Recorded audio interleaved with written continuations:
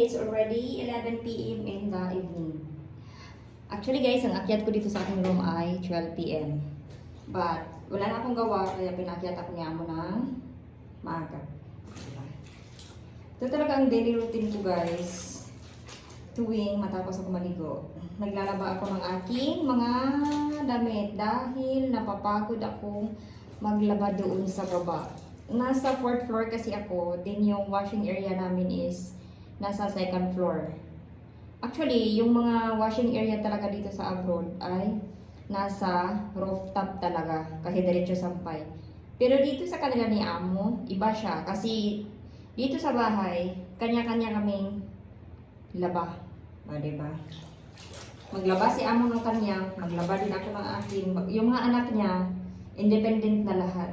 Nakakatuwa, diba? Pero minsan yung mga utok nila, hindi mo talaga maintindihan. Pero sige na lang. Ginapad ko ito habang naliligo ako. Kaya pag tapos ko maligo, sutin ko na, syempre. Memorize ko naman ang dumi ng ating mga suot. Oy, naon sa bayan. Konting kusot-kusot, tapos sampay na eh. Girl Scout ba? Diba? Na-apply ko lang ng Girl Scout din. Pero seryoso guys, dito lang ako nakaranas na yung washing area na sa 2nd floor. Diba? Samantala ako na sa 4th floor.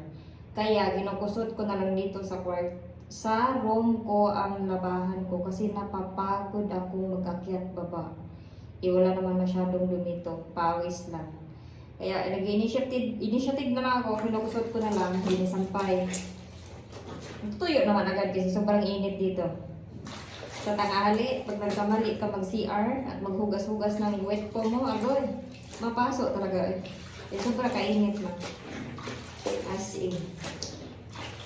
By the way, magchika-chika tayo habang nagalaba ko eh. Kaya muli magkaayo. After nito, matulog na mga ko. Then, gising ko is 12 noon pa mo. Diba? Matapos din ako, 12 midnight din. Pero minsan, hindi na nakatapos ng 12 midnight. Eh, pinapaakyat na ko na. Mabait kong amo. Minsan, pinaulo din. Ganun lang maglaba. Imikos-mekos ko lang din. Ilampay ko na. Diba? Sinisigurado ko lang yung panganay niya na dumi. Matanggal. Naman. And that's it for today's chika. See you on tomorrow.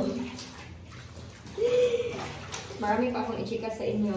Kaso, yan lang muna kay madali ako may mag-log-dot eh. Ako pagtapos nito. That's it for today's video. Good night and good morning to team.